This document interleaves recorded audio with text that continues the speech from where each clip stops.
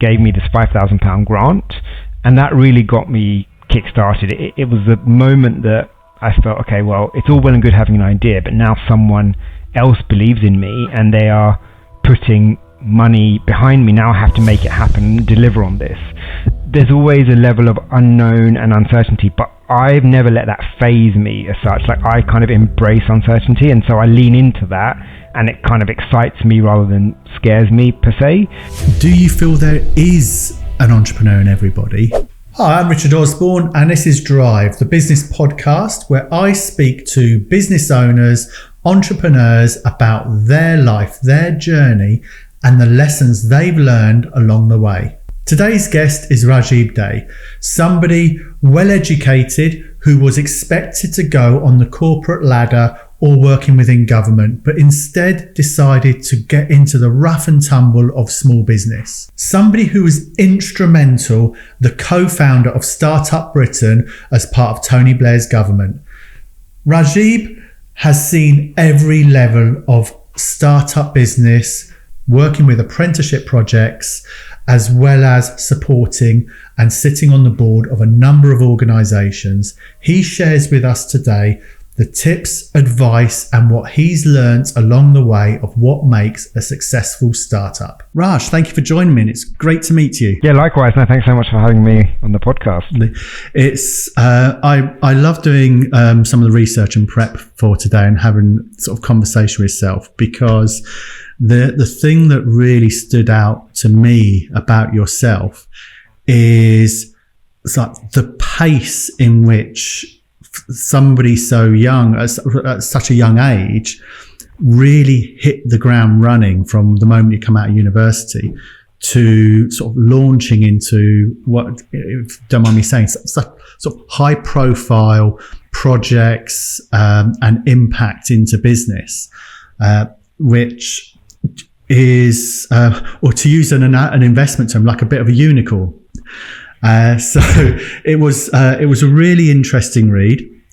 Really like sort of doing that sort of research. And from this conversation today, I'm really looking forward to sort of getting underneath the skin of that and starting off like what really sort of motivates you and gave you that drive at that very early age.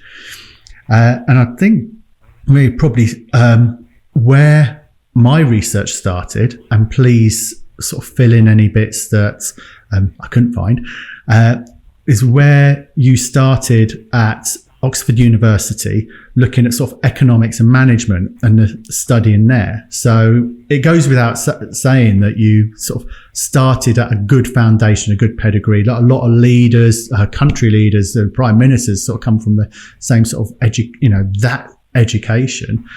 But that's where me looking in the story starts. How does that fit in with your memory?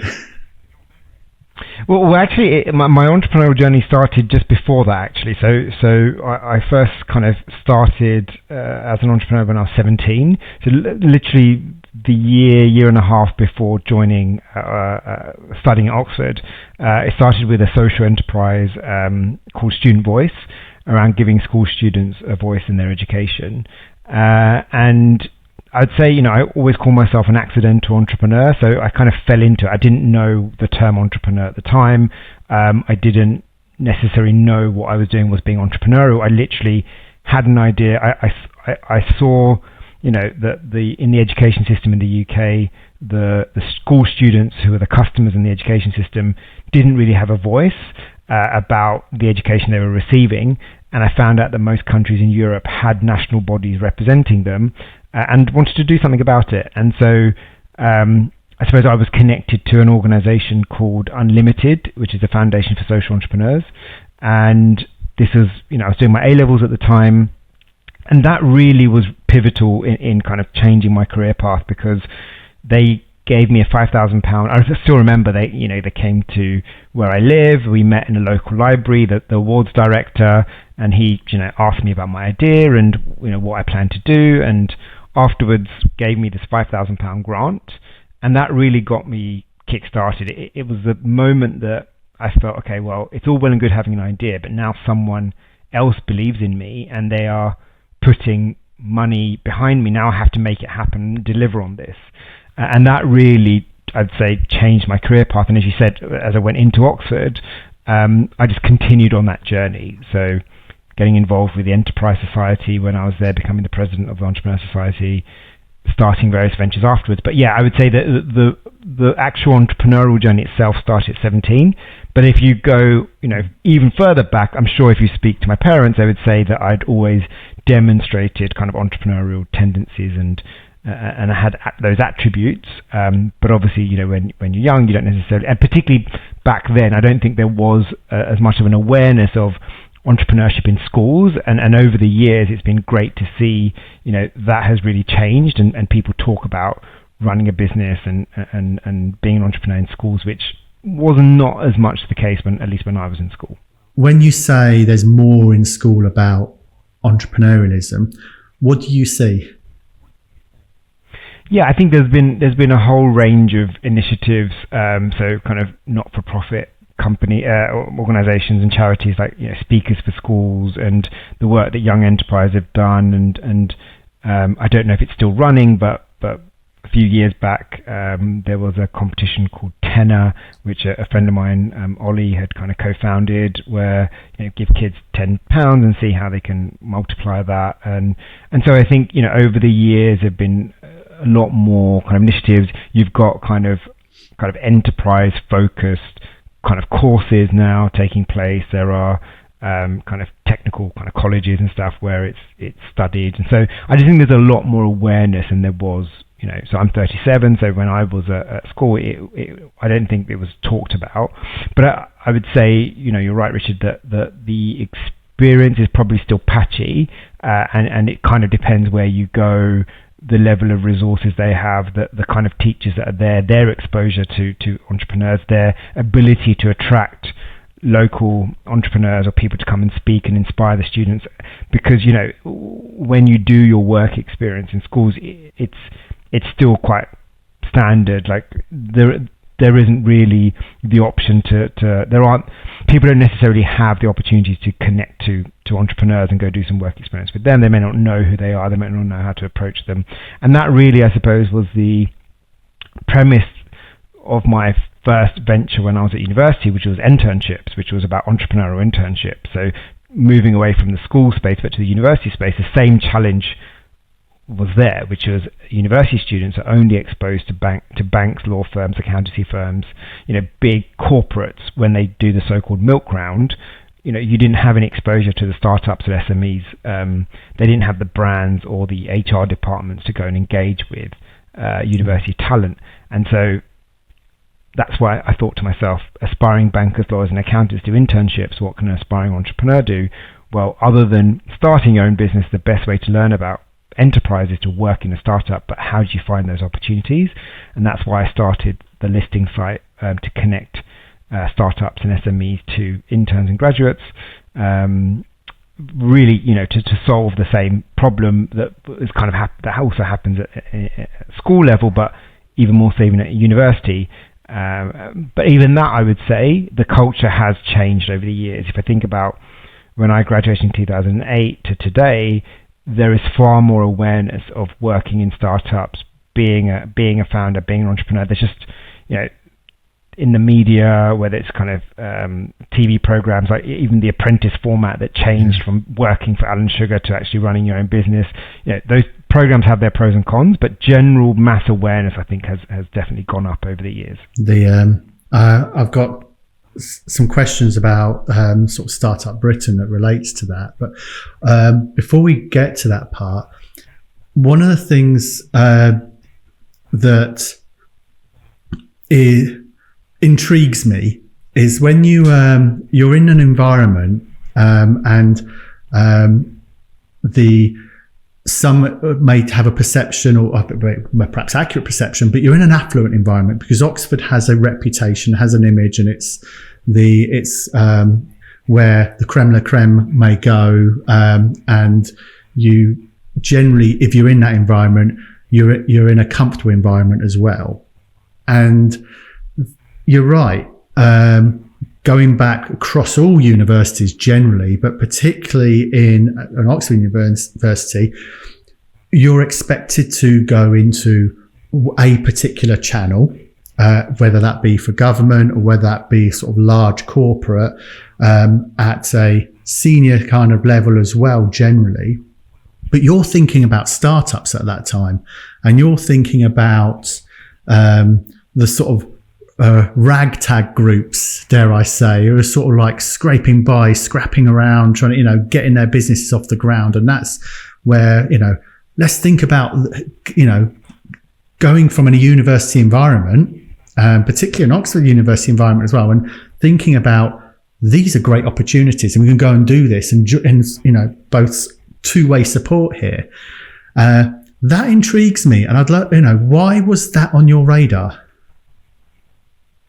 Various things. So firstly, because I had already, by the time I'd entered Oxford, I was already started the social enterprise Student Voice and giving school kids a voice in their education. I actually found myself being more preoccupied with that than even university life, because that was quite time consuming. And so I would basically study in Oxford, but I'll be back and forth in London running this organization, setting this organization up. And so I had already had that kind of entrepreneurial bug. And then I felt that, that my time at university is going to be short. I need to engage with wider university life. And that's when I got involved with the Oxford Entrepreneurs, which was the Society for Student Entrepreneurs. That was great because, you got to connect with like-minded people who all kind of felt that they wanted to do something different, do something for themselves. And kind of through that, I then became the president of the society. I took a year out of my degree to run that society full time. And I had amazing exposure to, all the dragons from Dragon's Den, or like high profile entrepreneurs would come and speak to our society students and members. And so I was exposed to these people, managed to develop that kind of strong network and community early on. I had done internships at both Bank of England and Boston Consulting Group, and was very fortunate to have job offers at both organizations. But I kind of realized I didn't think I wanted to work for anyone. I didn't think I'd be good as an employee. I appreciated the experience, but it didn't fulfill me per se. And in all honesty, actually, BCG were really nice. They had said, look, we'll defer your job for 2 years, go and do what you want to do and come back to us. But I knew, 6 months in after leaving university, that I didn't want the safety net. I didn't think it was healthy to have that, because I felt that, if I know at the back of my mind I've got this job to fall back on, I wouldn't necessarily give it my all. So, I contacted them and said, look, I really appreciate what you've done here, but I don't intend on availing this opportunity, so it's best that you hire someone that's going to go and work for you. So I think it was a combination of having already started something early, recognizing that if you have an idea and you can get people behind it, things can happen, getting that kind of adrenaline rush, then surrounding myself whilst I was at university with like-minded people, being exposed to very successful entrepreneurs. It was a combination of all of that gave me that confidence. And then, I don't want to downplay the fact that my family have been very supportive in whatever I wish to do. And I think, it'd be unfair if I didn't have that, and if, for example, I'd have been kicked out or I didn't have family and I'd have to start, earning a big salary straight out of university, I probably wouldn't be able to do what I've done, because that's just a fact of life, right? And I think that one of the things that I kind of often say that is being an entrepreneur, particularly at that early stage, is it's just an extension of university life. You're just used to living on very little, getting by with very little, and just making things happen. And whereas a part of me thought, if I take a job now and I get used to a nice, comfortable salary, a nice kind of level of lifestyle, it's going to be even harder for me to make the transition back and let that all go. Whereas actually, I don't know any different, because I never went into that life.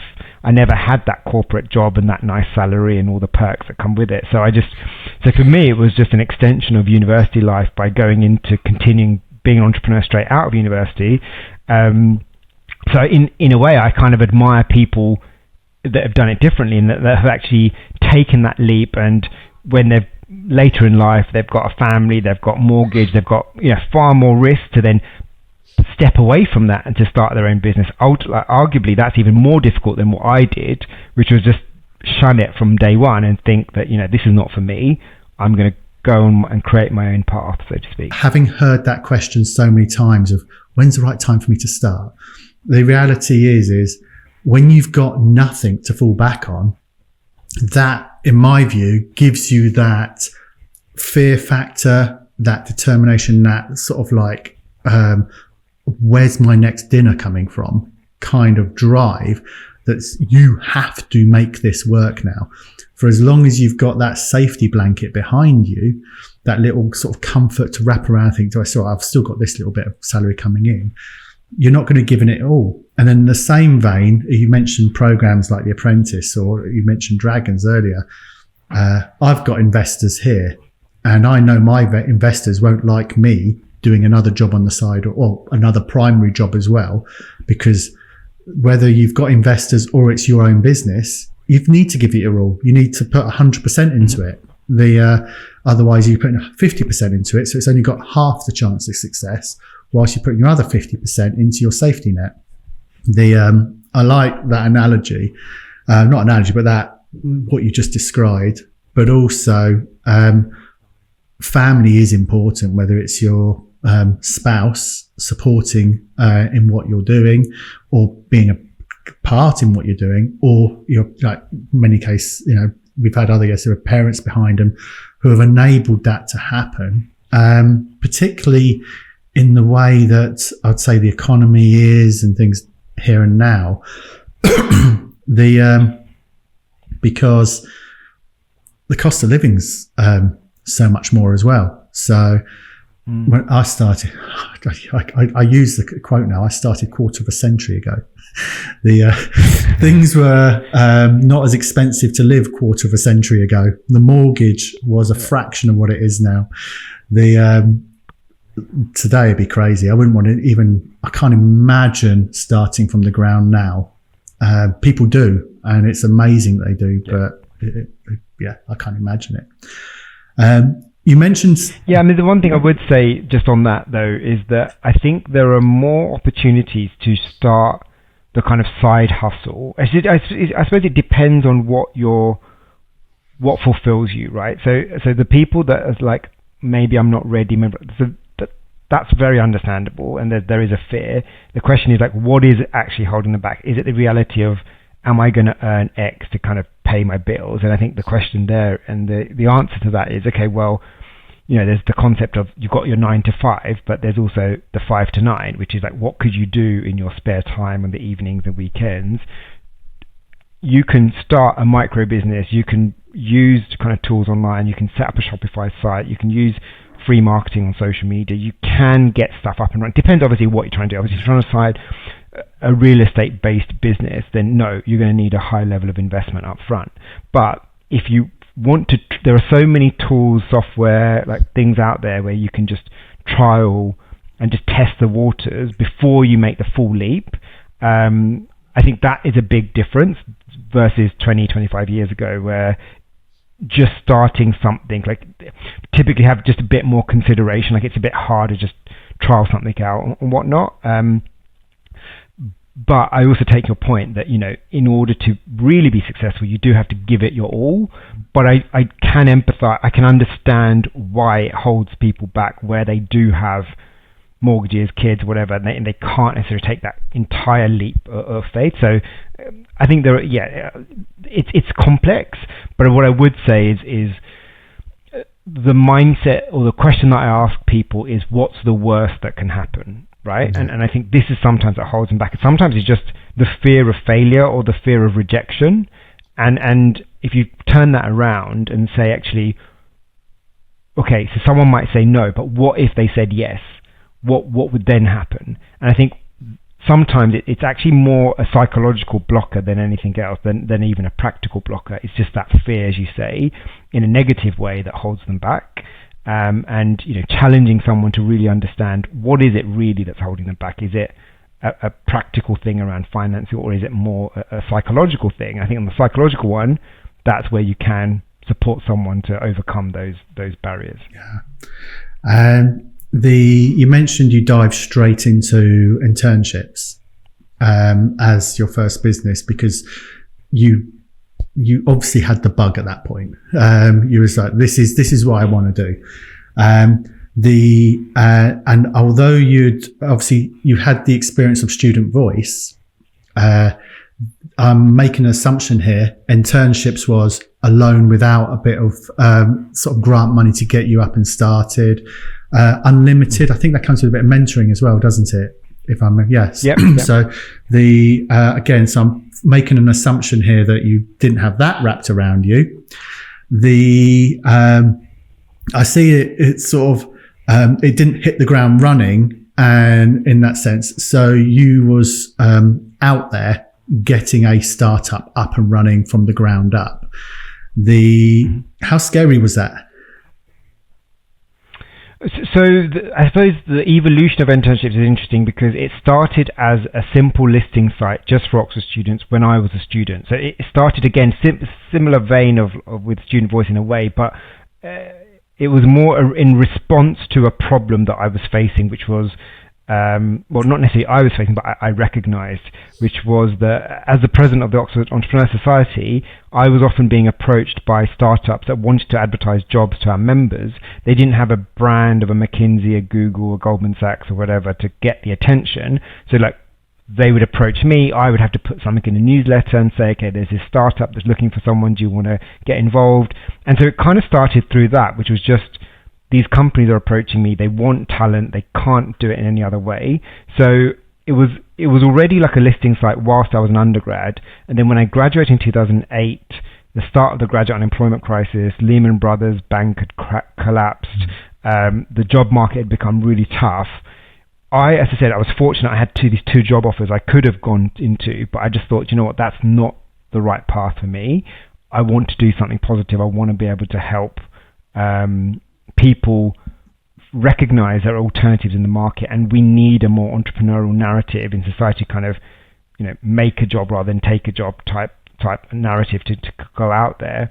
And so I wouldn't say it was scary per se, because I knew what I was doing was helping people. I knew and I was quite lucky that, early on, I think the timing was quite apt because of the situation. It got picked up in the Daily Telegraph quite early on by one of the reporters. We got, some good kind of traction, and we were doing something quite different. So yes, I think there's always a level of unknown and uncertainty, but I've never let that phase me as such. Like, I kind of embrace uncertainty, and so I lean into that, and it kind of excites me rather than scares me per se.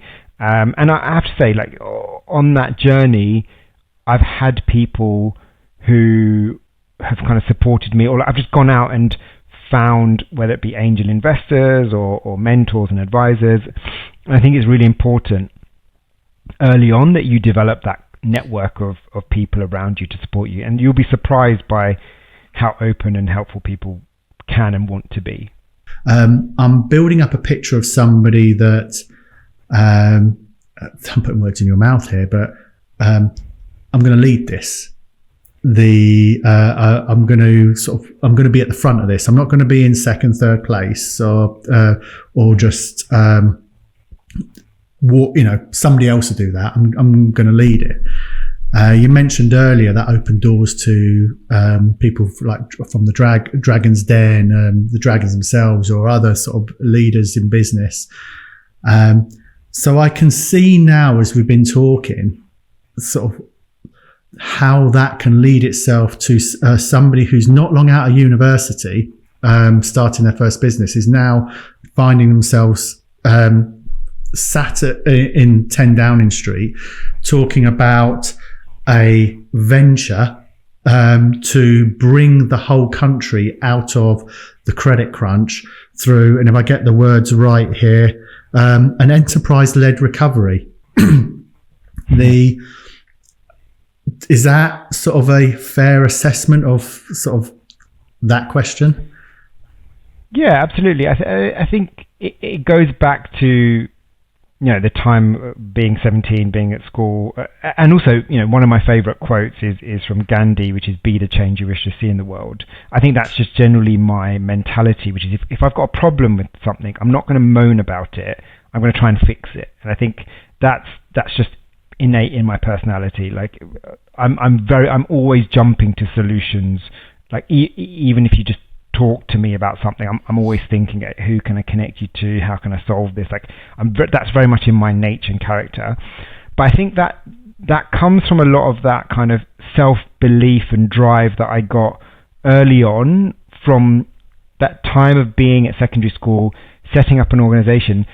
Again, I've been, I don't know, fortunate may be the word, or timed. I don't know what it is, but I've kind of been thrust into public life or spotlight quite early. So I remember, when I was 17, the Times Education Supplement, which is the most respected publication in the education kind of industry, arguably read by teachers and whatnot, they had a big article on, I think it was a page 3 feature on me and what I was doing around student voice and stuff. And so this is me, I remember the picture of me in my bedroom with my A-level notes and stuff on the wall and whatnot. And so I kind of was thrust into this thing of having to deal with the media. I then was asked to go speak at the political conferences for all of the major political parties about the role of student engagement and kind of young people in democracy and what kind of. So I think those opportunities came my way, and I think and a lot of people, not a lot of people, but people may get those opportunities, but they may not embrace them. And I think the difference with me was that I said yes to them. And I think what happens is when you say yes to one thing, it becomes a snowball effect. You get more confidence that actually age is nothing but a number. You only hold yourself back. And I think psychologically you might think, I'm 17, what am I going to say to a room full of head teachers or at a party political conference? But actually there's a reason people are inviting you to speak. And I think once you do it, you get positive feedback, you have the confidence to do something else. You then start building up a community, you start building up a network of other people that are change makers and trying to change things for the better. And then you get the opportunities to kind of work with government. And again, the Startup Britain thing was quite funny because I ended up meeting Lord Young, who sadly has passed away now, but he was the government's enterprise advisor. He was speaking at an event at the Institute of Directors, and I just went up afterwards to speak to him and tell him about internships and the work that I was doing with internships. And he said, come and see me, set up a meeting. And so I went to see him. I was speaking about internships, and then he said the Startup Britain, so Startup America had just launched 3 months before. President Obama had launched that, and that kind of came up in conversation. Then separately, myself, Ollie Barrett, and a few other people like Emma Jones were discussing, we need something like this. And the two things kind of timing kind of worked really well. Having just met Lord Young, he was like, let me set up a meeting with a guy called Steve Hilton, who was the Prime Minister's special advisor at Downing Street. We got together. They said, we want something similar to Startup America, but we want entrepreneurs to lead it. So it was the right place, right time, networks, people coming together. But that happens over time. It happens by putting yourself out there. I've known, Ollie, one of the co-founders, for many years. When I was an undergrad at university, he would come and get involved with the activities that we would run at Oxford Entrepreneurs. So the key, I suppose, message and takeaway I want to say to people listening is start developing that network early on. Don't let your circumstance, your age or whatever hold you back, because that's more psychological. Like, people don't, if you've got something important and you're doing something interesting, people will be willing to support you. Do you feel there is an entrepreneur in everybody, or along the lines of what I was saying? So this is the whole born or versus made kind of debate, and I think there is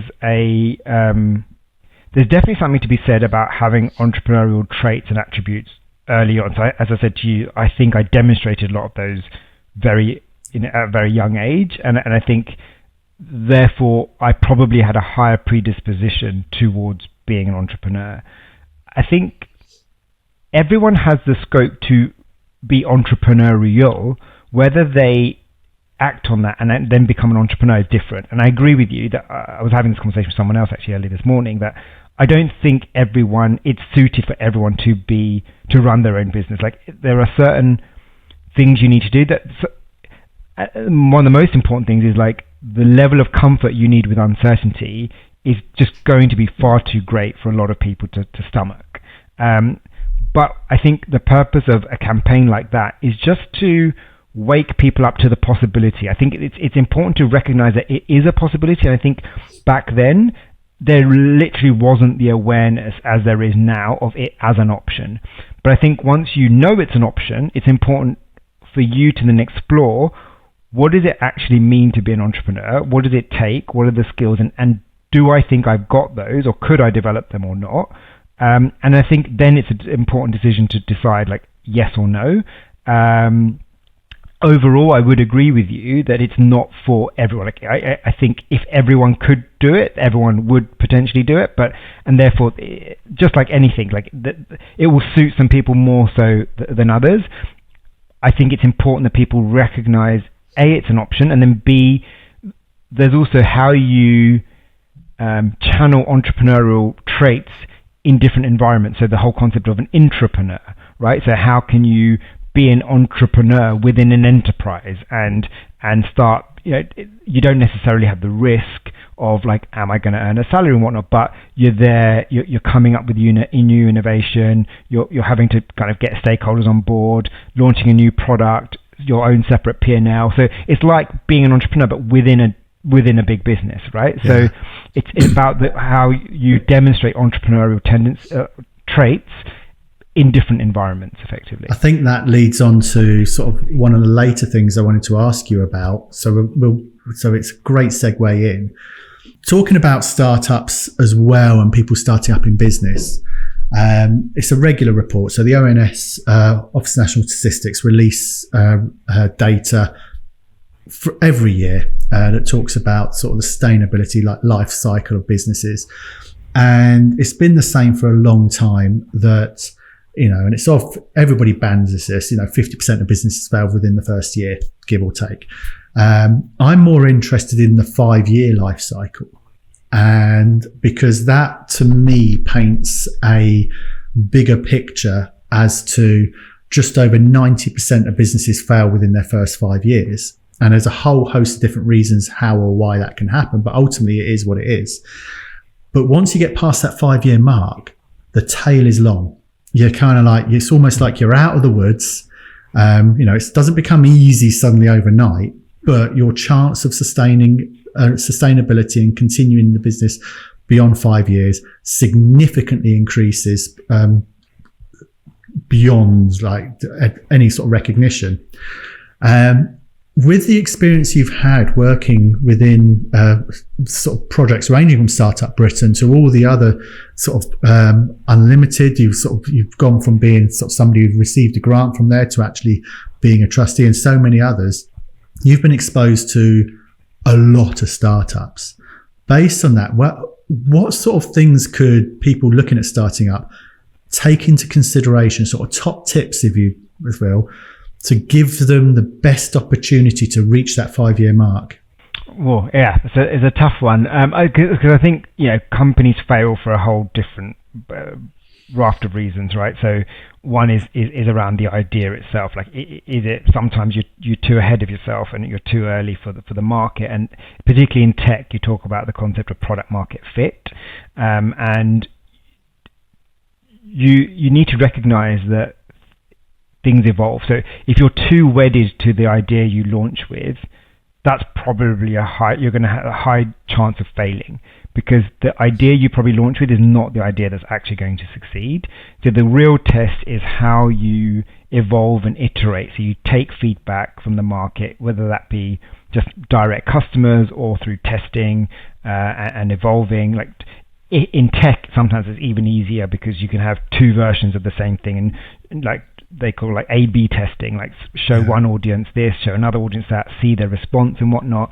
Obviously something which is more like in retail, it could be more difficult, but then, if you've got a new product that you're trying to sell, you've now got platforms like Kickstarter or like crowdfunding platforms and whatnot, where you can actually see, is anyone interested in your business? Are they willing to actually put some money behind it and buy it? In the case of, say, something like a Kickstarter, and then they're basically pre-funding you to actually go ahead and make the thing. So I think, the first most important thing is to not be too precious about your idea. The second thing I would say is about reiterate what I said before around networking. I think, as cheesy as it sounds, not what you know, it's who you know. It is very true, that you can really accelerate your success by connecting with the right people. That could be in the form of investors, could be in form of advisors, it could just be mentors that are just helping you avoid the kind of potholes and the roadblocks on your way, that have just been there, done that. Because sometimes the mistakes you're going to make, that path is well trodden, and other people have made those mistakes before you. So don't be afraid to kind of ask for help. And I think the final thing I would say is just resilience.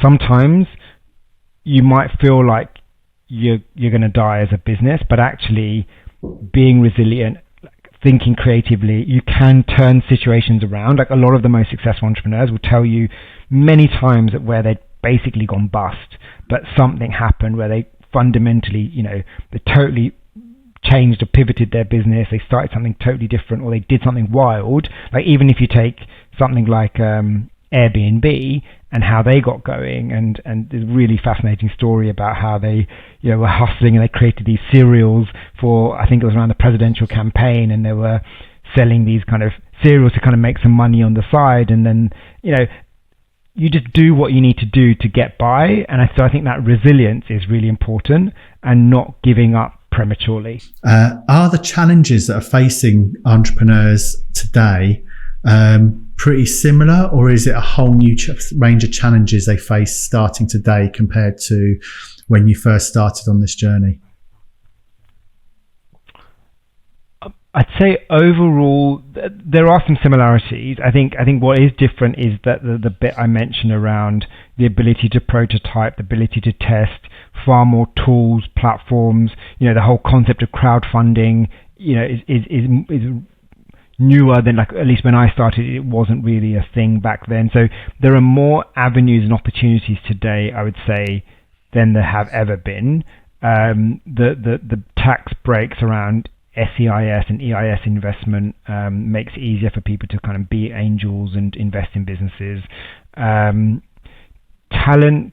is an ongoing struggle, and I think that will continue being an issue post-Brexit. That's had a range of its other complications and whatnot. So I think, particularly, again, I'm coming from a tech, because that's the industry that I'm in. That's still a challenge in making sure that you've got the right people, that you need the right skills. But I would say that there is far more access to capital than there has been in the past. Generally, people are more well connected than they have been ever before. So I think a lot of the things have improved over the years. I'm not saying it's easy. And obviously, right now, as you know, the macro climate is very challenging. But at the same time, historically, if you look back, some of the best businesses have been started in a recessionary kind of environment and in a downturn. So it shouldn't be a reason to put people off. But I would say that if I look back, generally things have improved and gone in the right direction, I would say. Looking at things like availability of kind of funding and the improvements in technology, even if you take AI and how it has enabled people to, image creation through AI, or like creating copy and text, and so many things and tasks can now be simplified through using a tool like ChatGPT or other AI tools. So I think that's exciting, and a lot of new businesses will be created on the back of that, which gives people, a huge number of opportunities. Yeah, no, absolutely. I know AI is something that we're spending a lot of time researching in from so many different areas of the business. And I'm even in conversations with the local university about a talent pipeline for prompt engineering. I had to try and sort of rack my brain for a minute, but that kind of skill set, which is AI is not going to take jobs, it's just changing the jobs. And it's been like that for centuries as technology has evolved. The thinking about yourself now, what is the future for Raj? So my current venture is a company called Learnably, which is a workplace learning marketplace. And so for me, the focus really is expanding. So we're making a big push into the US market. And so I'm spending a lot more time out there back and forth, which is new for me and an exciting opportunity and experience. So this is now my fourth kind of venture, so Student Voice, Internships, Startup Britain, and Learnably. And so with all of those things, there's been a strong thing around positive impact and social change. And as I kind of alluded to before, I think one of the biggest challenges that we face is around skills mismatch, and the rapid rate at which we as humans need to evolve because how quickly technology is changing too. And so for me, it's quite fulfilling to work on something around workplace learning and skills and adult education, because it is a challenge that is, I think, it's not going to go away anytime soon. So for me, I'm very invested and committed into expanding Learnably globally with a short-term kind of push into the US market. Okay. And for you, do you see yourself continuing? You mentioned earlier about sitting on boards and just not being old people sitting on boards, but you share a lot of knowledge. You've something been involved in. At the moment, is your mindset looking at exit, for example, and looking at you have a strategy in place that will do this, and then this is the point where I step aside and I sort of look at other things? Is the current sort of business plan too early on that point, and you've got some more short, medium goals? What's the focus of your attention? Yeah, so we're a venture capital backed business. So we did a Series A investment round end of 2021. Generally, the way these things are is that you then do Series B, Series C. So fortunately, we don't have to go back out to market probably until 2025. So we've got some time to really prove out the US expansion story, and our next round would most likely be led by US investors. On an exit, it's something that you can never prejudge per se. I think we wouldn't be looking any time in the short term to exit the business, but we do get approached quite regularly from companies that are interested in potentially buying or collaborating with us. So I'd have to kind of review that on its merits as and when they kind of arise. But for me, there's a lot to achieve over the next couple of years at least, to particularly to really expand what we're doing into the US market. That's the biggest opportunity for us. So I want to kind of see that kind of through to kind of fruition, and continue to grow the company, but obviously be mindful of what may come our way in between. So I think it's too early to necessarily say definitely it's going to be this or that. It's more about kind of growing what we've got into a new market. Okay. And the last one really, based on your experience, life experience, business experience you have now, if you were sat in front of your younger self, knowing what the journey that person was starting on, whether that's secondary, whether that's leaving university, you pick the point in time. What sort of key piece of advice would you give yourself? Do you know what? It's an interesting. I get asked this question quite a bit actually, and I think there's potentially an implication that there's like. So the general advice I would give is enjoy the journey. But I think generally connected to my mindset is that I don't have any regrets. So there's nothing I would say to myself of like, look out for this, or don't do this, don't do that. I genuinely believe that everything that's happened to me over the 20 years since I was 17 to 37 has happened for my best and has been an opportunity to learn. So there's literally nothing I would do differently. Whether everything has gone absolutely to plan? Absolutely not. I made some really silly mistakes at the beginning. I, didn't really understand the value of equity, and I gave up too much equity in internships early on, which I had to then renegotiate and get out of. And so clearly there's some tactical stuff, but actually that was such an important lesson to go through. Would I really tell myself not to do it? I don't think so. So it's more connected to my psychology, which is like, I genuinely think everything has been a learning experience. I don't have a conventional view on kind of failure, which seems very binary, like you succeed or you fail. But at the end of the day, I would just say enjoy the journey. It's a journey full of ups and downs, and just stick at it, which is, I suppose, what I've done. I love that, because you are. I've been asked the question, and I thought I was a bit odd, because everybody seemed to be expecting me to say, well, don't do this, don't do that. And I'd always had this view that those things that have happened, and some of them haven't been very nice, they haven't been great. Yeah. And I go back way beyond business to like younger years, childhood, all the way through into business. And I sit there and I think, actually, the sort of the butterfly effect, the ripple of if there was a TARDIS and I went back and changed one thing and it impacted other things, you don't know what the impact would be. And the lessons I've learned from them, exactly as you said. So I've asked, and I've had the same answer you've had. And when I've asked other people, they've come up with these. And there was only one other person, in fact, a lady whose episode that hasn't been out yet, so she's coming out in a few weeks, who said the same as what you've just said, and then you. And I feel there's other people out there that share that same value and belief. You need to experience these things to sort of benefit and learn from them. And it doesn't matter how shaky or wobbly or at the time how tough it feels. Take from it the knowledge and learn to help shape your future decisions. The lived experience can't be beaten. So it's great to sort of somebody else who shares that same sort of belief. So brilliant. Thank you for that. Thanks.